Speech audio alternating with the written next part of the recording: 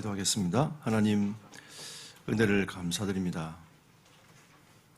주님이 나의 주님이 되시며 사랑으로 오늘도 우리의 영혼과 생각과 마음을 이끌어 가심을 감사합니다.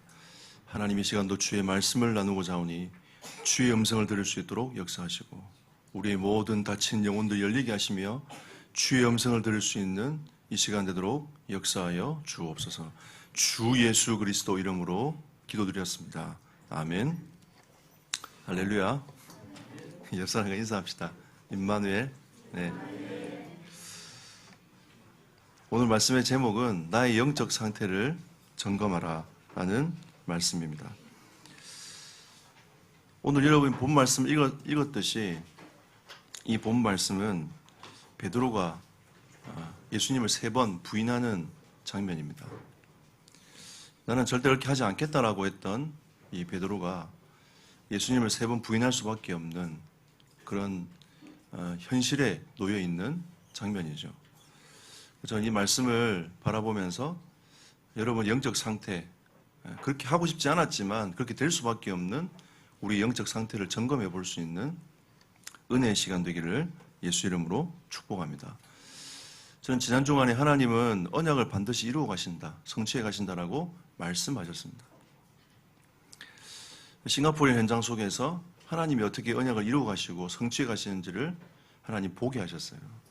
첫 번째는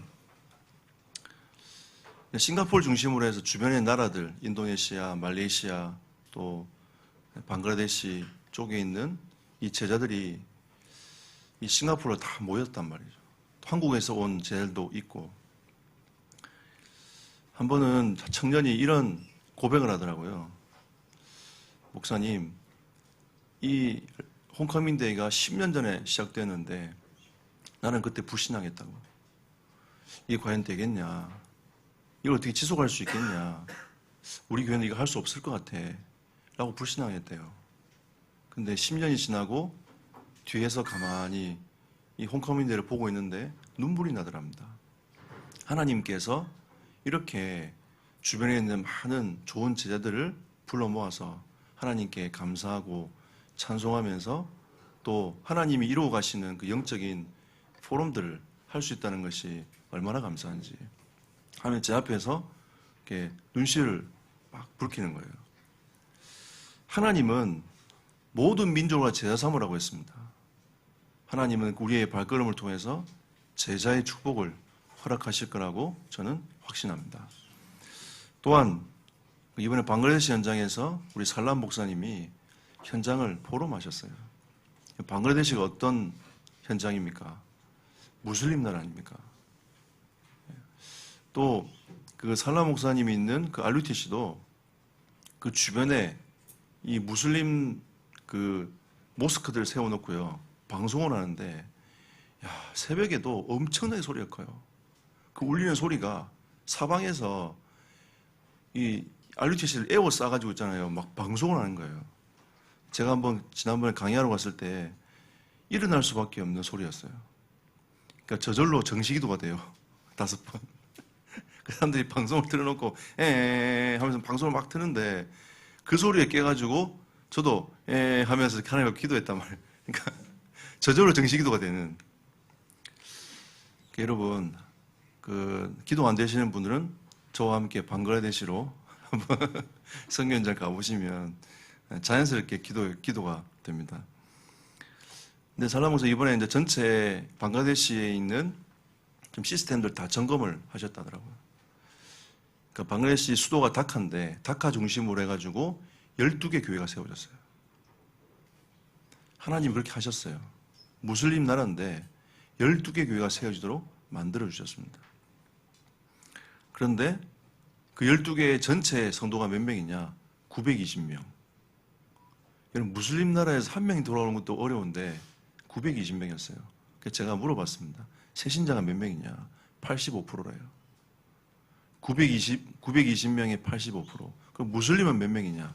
40%랍니다. 어마어마한 숫자가 돌아왔어요. 나머지는 힌두, 소수민족 돌아온 겁니다. 저는 선교학을 전공했기 때문에 무슬림 나라에서 복음이 증거되기 어렵다는 것을 너무너무 잘 알고 있습니다. 보고서도 많이 받고요. 수많은 전문인들이 무슬림 나라에 가서 복음을 전해도 한 사람 회심을 한다는 게 쉽지 않은 것을 저는 알고 있습니다. 여러분, 무슬림 나라에는 내가 예수를 믿을게, 교회 갈게 이렇게 나오는 게 아니에요. 자기의 모든 것을 다 내려놓고 나와야 됩니다. 어떻게 보면 자기의 모든 삶을 위협받는단 말이에요. 그렇게 나오는, 결단에서 나오는 게 신자고 예배자로 하나님께 나오는 겁니다. 그런데 그 중에 40%가 그 모든 자기의 것을 내려놓고 신앙의 결단을 하고 오는 거죠. 그리고 테러가 계속 일어나는 곳이기 때문에 쉽게 이게 교회다 드러내어서 할 수 있는 하면 어려움을 굉장히 많이 겪는답니다. 제가 옛날 탈북자 사회 갈 때 한 명, 두 명씩 연락해가지고 만나가지고 장소로 올라갔던 기억이 나거든요. 그렇게 예배를 드린대요. 그렇게 모여가 예배를 드린답니다. 근데 제가 그 보고를 들으면서 더 충격적이었던 것이 있어요. 매일 사도행전 2장 42절 말씀 그 붙잡고 매일 예배 속으로 들어간대요. 제가 그 얘기를 들으면서 그래, 이 안 된다고 생각했던 이 어둠의 땅도 우리가 진짜 매일 예배를 회복하면 하나님께서 하시는구나. 저는 그걸 가슴에 딱 담았습니다. 우리가 진짜 이 하나님의 나라를 위하여 매일 예배자로 서게 된다면 안 된다는 나라도 하나님은 회복하시는구나. 하나님의 언약은 지금도 눈에 보이지 않지만 성취되어져 가고 있습니다. 저는 그 포럼을 들으면서 하나님의 역사를 보았어요. 우리는 지금 여기서 예배 드리고 있지만 하나님은 지금 하나님의 일을 하고 계십니다. 아멘. 네, 하나님의 일을 지금도 하고 계십니다. 오늘 여러분과 제가 영적 상태를 점검해서 영적인 눈이 어두워지는 것이 아니라 영적인 눈을 뜨고 하나님이 행하시는 것들을 볼 수 있는 은혜가 있기를 예수 이름으로 축복합니다. 자, 첫 번째로 영적 상태를 점검하기 전에 여러분 영적 사실을 알아야 됩니다. 여러분, 사단이 살아있는 것을 아십니까? 눈에 보이지 않지만 사단은 살아있습니다. 마태복음 4장 3절 4절에 40일 동안 금식하고 난 직후 이 사단이 예수님께 찾아왔어요. 찾아와서 뭐라고 했습니까? 떡 비슷한 돌을 가져와서 이걸 떡으로 만들어 먹으라고 예수님께 얘기를 하는 거죠. 예수님 뭐라고 하십니까? 사람이 떡으로만 살 것이 아니라고 얘기하는 거죠. 가장 배고플 때 육신의 것이 필요한 그 가장 절정적인 그 시간에 예수님은 사람이 떡으로만 살 것이 아니라고 예수님께서 말씀하고 계시는 겁니다. 그럼 뭘로 사는 겁니까? 하나님의 말씀으로 사는 게 우리 인생이라. 사단은 육신의 것, 눈에 보이는 것에 머물게 합니다. 이것이 필요 없다. 그 뜻이 아닙니다, 여러분. 하나님 우리에게는 일용할 양식을 달라고 기도하라고도 말씀하셨어요. 육신의 것이 필요 없는 것이 아니라 사실은 정말 중요한 것이 육신의 것보다 중요한 것이 하나님의 영적인 축복 속에 머물러 있어라. 그리고 사단은 우리를 어떻게 만드냐? 우리의 자신에게 도취되도록 만듭니다. 나는 이런 사람이야. 나 이거 할 수 있어. 난 이만큼 이루었어. 라고 자신의 스스로에게 도취되게 만드는 거죠. 사단이 예수님께 찾아가서 여기서 뛰어내려봐라. 그러면 천사가 받쳐서 경배할 거다. 예수님의 신분이 어떤지 너무너무 잘 알고 있었어요. 근데 그거를 여러분 자신의 것을 하나님 앞에서 하나님의 계획을 이루는 데 쓰는 것이 아니라 자신의 어떤 신분과 자기의 권력을 가지고 그게 도취돼 가는 거죠.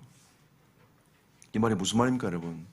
하나님이 우리에게 주시는 모든 것은 전도와 선교에 하나님이 쓰라고 주신 은혜인 줄 믿습니다. 마태복음 4장 8절 10절 세상을 보여주고 마귀가 얘기합니다. 나에게 경배하고 절을 하면 이 세상을 너에게 주겠노라고. 속이는 거죠. 이 세상의 주인 누굽니까, 여러분? 하나님이십니다. 우리는 돈이 있으면 될 거라고 생각하고 있습니다. 대부분 사람들은 돈만 있으면 어디든지 잘 살 수 있다고 생각합니다. 이 세상의 주인은 돈이 아니에요. 이 세상의 주인은 성공이 아닙니다. 이 세상의 주인은 하나님이십니다. 우리가 하나님 앞에 서야 되는데 그 경배의 대상을 바꾸도록 하는 것이 이 사단의 전략이에요. 여러분, 영적 사실을 알아야 속지 않습니다. 사단은 지금도 여러분에게 수많은 공격들을 하고 있어요. 어떻게 공격하냐? 광명한 천사처럼, 이게 옳은 것처럼, 이게 맞는 것처럼 여러분을 속입니다. 여러분, 우리 인생은요, 영적 존재이기 때문에 하나님께 나아가지 아니하면 절대 만족함을 얻을 수 없습니다. 여러분, 하나님께 나아가지 아니하면 진정한 치유는 없어요. 여러분이 여러분의 영적 문제를 숨기고 살아갈 수는 있지만 치유되지는 않습니다. 그걸 덮고 살아갈 수는 있지만 치유될 수는 없어요.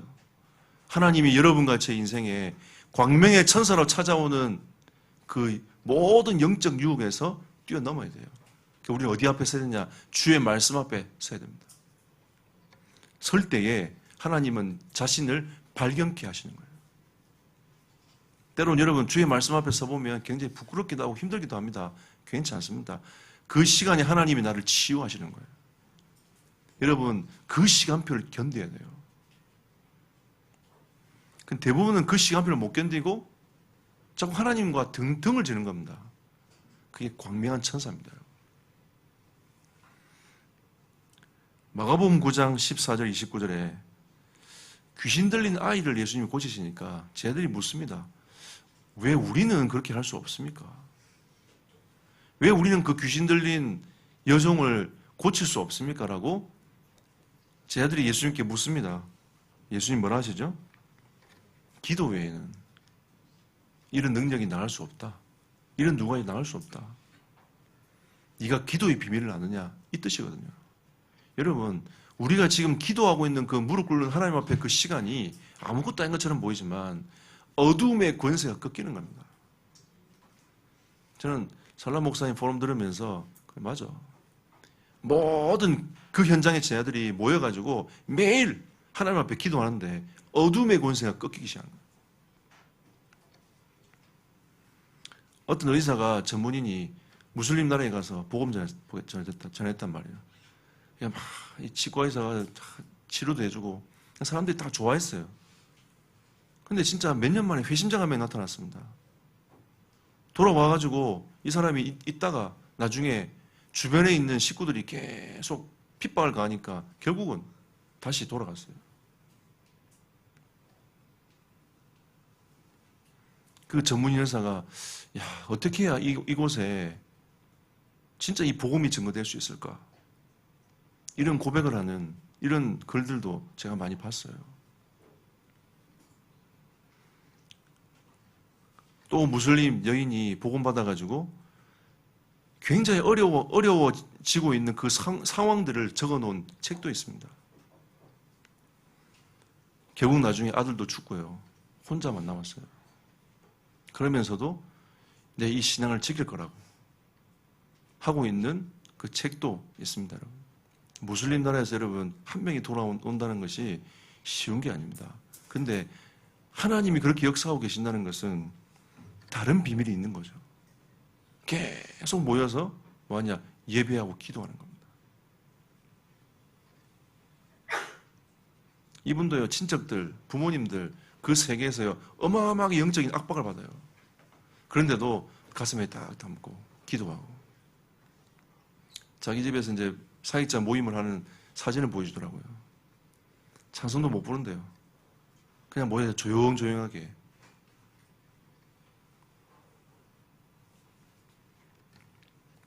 여러분, 하나님의 능력은 우리가 진짜 복음 붙잡고 기도할 때에 나타나십니다. 여러분이 하나님을 만나기 위해서 진짜 기도하는 그 자리에 하나님의 성령은 역사하시게 되어 있습니다. 영적 원리입니다, 여러분. 마태복음 26장 6절 13절에 여러분 복음의 가치를 아십니까? 한 여인이, 이름도 없어요. 한 여인이 자기 향유 옥합을 가지고 와서 예수님의 머리 위에서 붓습니다. 쟤네들은 뭐라고 합니까? 그 귀한 것을 팔아서 가난한 사람이 나눠주지 왜 예수님께 붓느냐라고 얘기한단 말이에요. 그 여인은 그 가치 있는 그 향유 옥합을 예수님께 부었어요. 그 여인은 복음의 가치가 어떤 것인지를 알고 있었던 겁니다. 예수님이 앞으로 어떤 길을 가야 될 것인지 알았어요.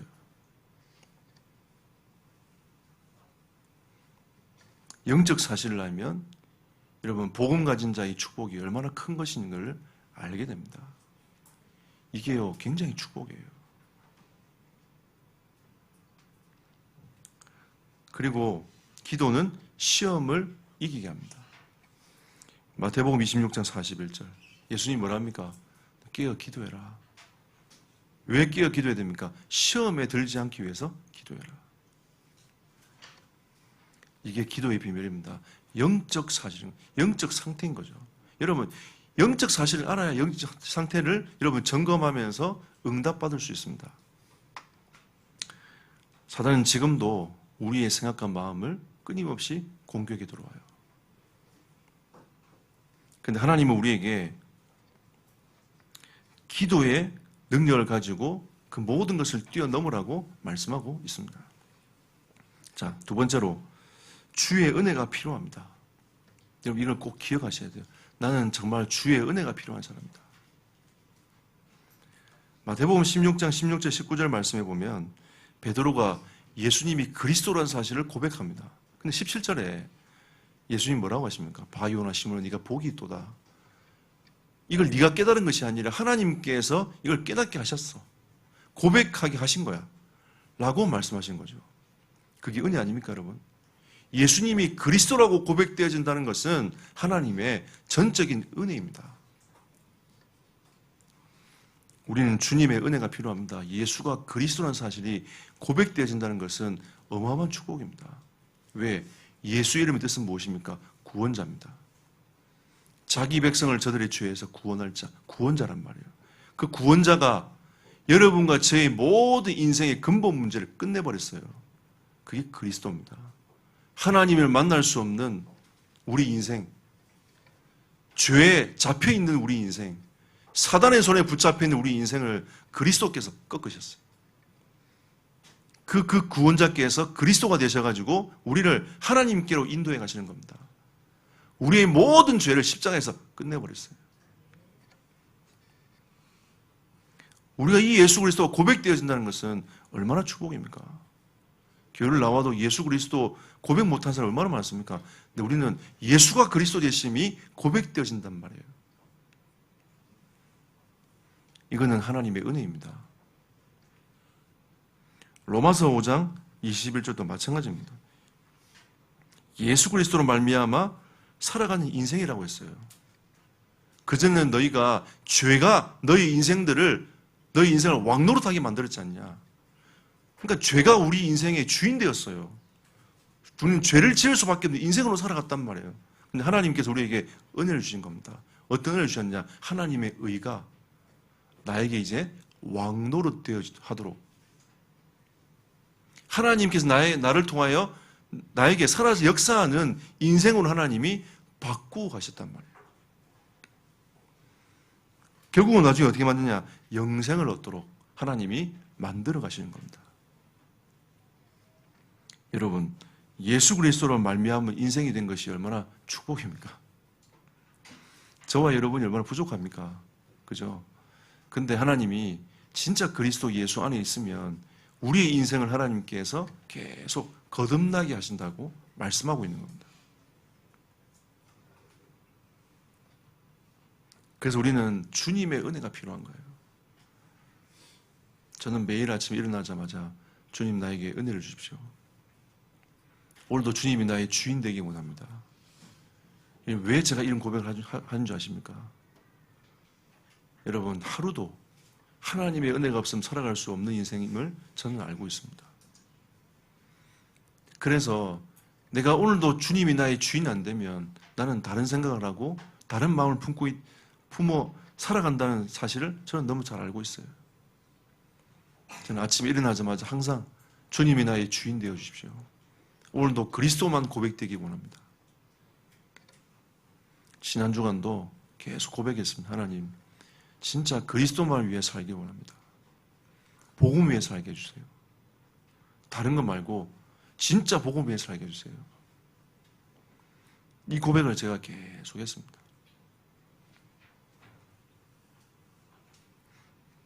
여러분, 우리가 영적 상태의 중요성을 잘 모르면, 이 은혜의 중요성을 잘 모르면 오늘 이 본문 말씀 같은 일이 벌어져요. 여러분, 26장 33절 보십시오. 제가 읽어드릴게요. 베드로가 대답하여 이르되 모두 주를 버릴지라도 나는 결코 버리지 않겠나이다.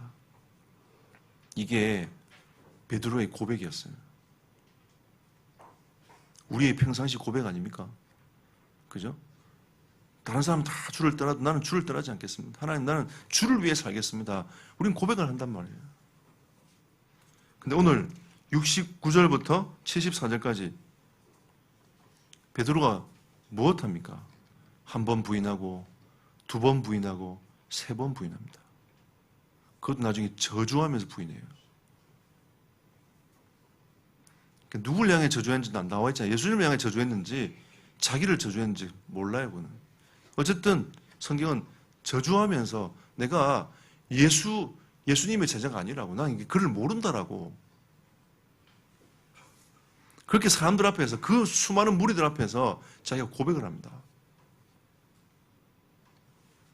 그냥 도망가면 될 텐데, 여러분, 예수님이 다 신문 받는 그 현장을 가만히 쳐다보면서 어떤 여인이 와가지고 앉아있는데 막 얘기를 하니까 나 아니라면서, 그냥 좀 더 뒤로 물러갔단 말이에요. 예수님과 좀 더 멀어졌어. 또 누가 얘기하니까 나 아니라고 좀 더 멀리 갔단 말이에요. 예수님을 저주하면서.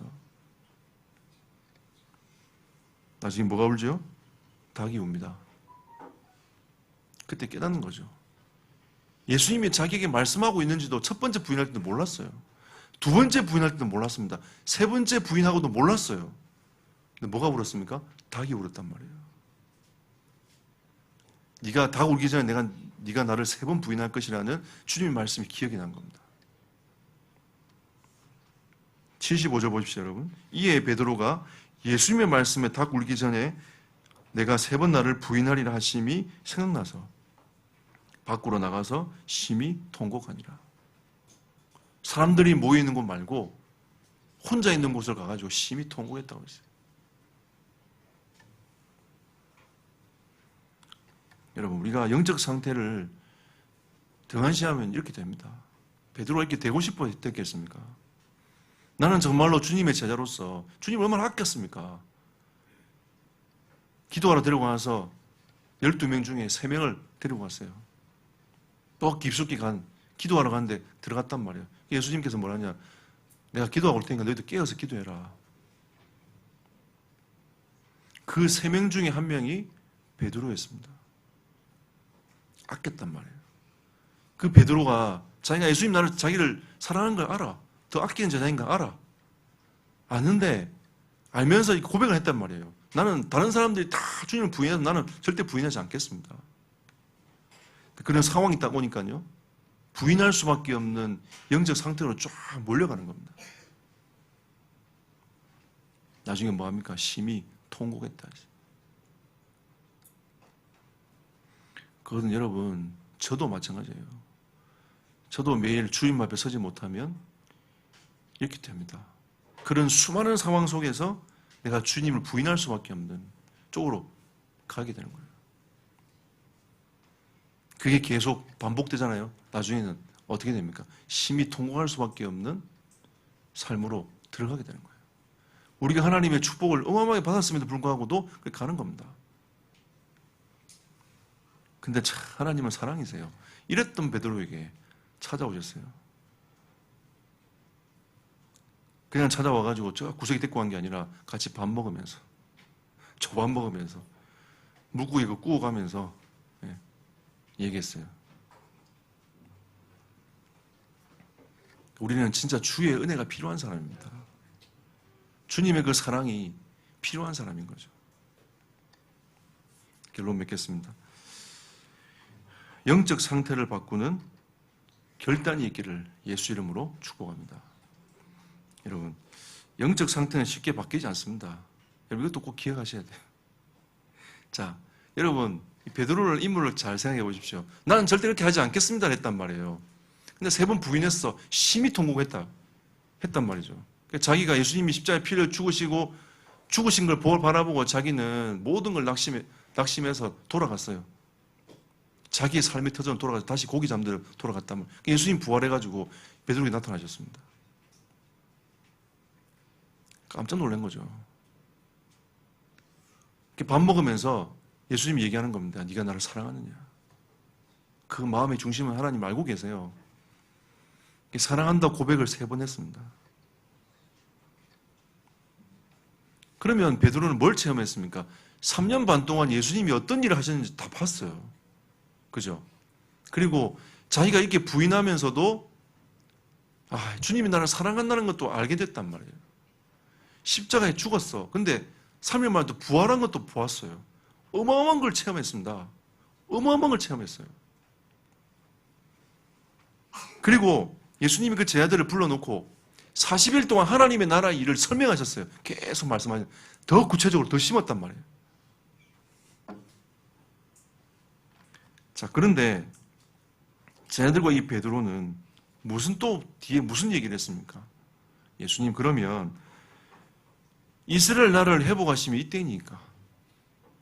이 나라는 어떤 나라냐면 육신적인 나라예요. 자기들이 꿈꾸어왔던 그 육신적인 나라.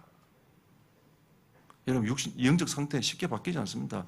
부활 쳐다보고, 성령의 역사 쳐다보고, 이 하나님이 죽고 부활하신 것도 쳐다보고, 자기를 용서하시는 거 하나님도 체험하고, 만나고, 귀신을 내쫓는 그 예수님도 쳐다보고, 다 보고 느꼈지만, 이 베드로는요, 또 돌아가는 거예요.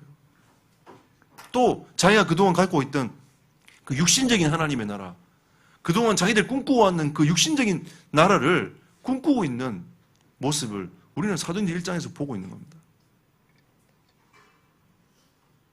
그래서 예수님께서 그 꿈꾸고 있는 그 육신적인 나라를 꿈꾸고 있는 제들에게 하나님의 나라로 바꿀 수 있는 답을 딱 주세요. 그 답이 무엇입니까? 1장 8절 오직 성령이 너에게 임하시면. 그러면 성령이 아니고서는 네 인생 바뀌기 힘들다. 이 뜻 아닙니까? 오직 성령이 너에게 임하시면 너희가 권능받게 될 거다. 그러면서 이 제자들이 뭐 했습니까?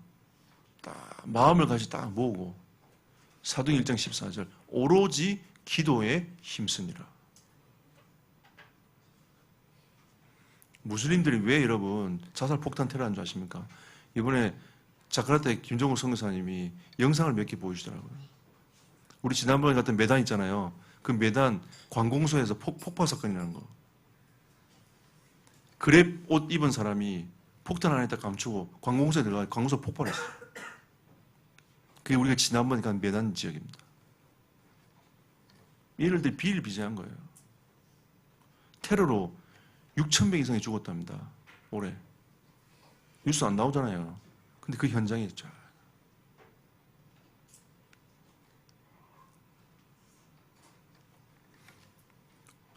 우리가 진짜 하나님의 나라를 이룰 수 있는 가장 중요한 키가 하나님 진짜 모여서 기도하는 거예요. 그럴 때 하나님 우리 인생을 바꾸고 가시는 겁니다. 그 두려움에도 뛰어넘을 수 있도록 하나님께서 바꾸고 가시는 거죠. 성경에서는 그런 얘기 하시더라고요. 나는 인도네시아를 준비 안 됐는데 하나님이 나를 가게 하셨다면서. 그래서 지금 2년 반 됐는데 육신적 위기가 와도 그 현장 쳐다보고 계속 가요. 참 선교사는 다르다. 나의 그릇과 좀 다르구나. 이런 생각들을 굉장히 많이 해요. 나는 그래서 요만큼밖에 안 되는데 하나님이 선교사의 그릇은 참 이렇게 넓구나. 참 이번에 포럼을 듣는데 부끄럽더라고요. 여러분, 성령의 역사라면 모든 것이 변합니다. 여러분 인생 변화됩니다. 성령이 역사하시면 모든 게 바뀌어요. 그런데 지금은 어떤 시대가 되어가고 있습니까? 우리가 하나님이 주신 이 영적인 축복을 누리지 못하는 세대들이 일어나고 있어요. 우리도 그렇게 지금 현재 가고 있습니다. 그러면 우리가 이 성령의 역사를 체험하면서 하나님이 정말 살아계심을 우리가 후대에게 증거할 수 있어야 되지 않겠습니까? 우리 후대들이 진짜 하나님이 살아계신다고 진짜 성령의 역사를 체험하는 후대들이 일어나야 이 한국 땅은 소망이 있는 겁니다. 그래야 전 세계가 소망이 있다니까요. 인도네시아 목사님이 저한테 얘기를 했어요. 우리가 앞으로 나중에 한국을 선교할 거라고. 저는 머지않아 그렇게 될 거라고 생각합니다. 여러분, 나중에 해외 선교사들이 한국에 들어올 거예요. 우리가 이대로 가면요, 해외에 하나님이 동남아에 있는 선교사들을 이렇게 세워가지고 한국 선교할 때가 올 겁니다. 우리가 미국 선교를 갈지 누가 알았겠습니까? 호주 선교를 갈지 누가 알았겠어요? 캐나다 선교를 갈지 누가 알았겠습니까? 선교사를 파송한 나라인데. 여러분, 유럽이 무너진 게요, 1, 20년 만에 무너진 게 아닙니다. 영적으로 무너진 이게 수백 년간 왔단 말이에요. 근데 우리나라는 여러분 수백 년 갈 게 아니고 있잖아요. 우리가 영적으로 하나님 앞에 서지 못하면 이거는 몇십 년 만에 영적으로 다 무너질 수 있는 영적 구조예요. 여러분, 그래서 우리가 진짜 하나님 앞에 기도할 때입니다. 언약 붙잡고 기도하면서 하나님이 주신 영적 흐름을 후대에게 전달할 때인 거죠. 우리의 영적 상태를 한번 점검해 봅시다. 저도 하나님 앞에 더 하나님이 주신 축복과 그 은혜들을 가지고 나 영적 상태를 점검하고 하나님 앞에 설 수 있는 한 주간이 될 거고요. 여러분들도 진짜 하나님 주신 이 말씀 앞에서 영적 상태를 점검하고 하나님 주신 은혜를 누리는 성령의 사람들이 되시기를 예수 이름으로 축복합니다. 합심으로 기도하겠습니다. 하나님, 성령의 능력을 덧입는 한 주간 되게 하옵소서. 성령께서 역사하시는 한 주간 되게 하옵소서. 성령이 나를 변화시키는 한 주간 되도록 인도해달라고 이 시간 함께 말씀을 생각하시면서 합심으로 기도하도록 하겠습니다. 살아계신 하나님께 감사드립니다. 하나님, 성령으로 역사하시며 인도하여 주시옵소서. 주의 나라 임하는 시간 되도록 인도하여 주시기를 소원합니다. 주의 뜻과 계획을 이루는 이 시간 되도록 역사하여 주시옵소서. 하나님, 이번 한 주간 동안에 주의 나라 임하는 시간 되게 하시고 응답의 문이 열리는 시간 되게 하시며 주의 뜻과 계획이 이루어지는 시간 되도록 역사하여 주시옵소서. 하나님, 주의 뜻과 계획이 우리 모든 성도들 개인과 현장과 모든 가정 위에 임하는 축복의 날이 되기를 하나님 인도하여 주시길 소원합니다. 한 주간 동안도 주의 말씀이 우리의 마음과 생각 모든 영혼 속에 하나님 뿌리내리게 하시고 우리 인생이 변화되어지는 성령의 역사를 체험하도록 역사하여 주옵소서. 주님 은혜 감사드립니다. 하나님, 오늘 이 말씀 붙잡고 한 주간 동안 성령을 체험하는 한 주간 되도록 축복하여 주옵소서. 주 예수 그리스도 이름으로 기도드렸습니다. 아멘.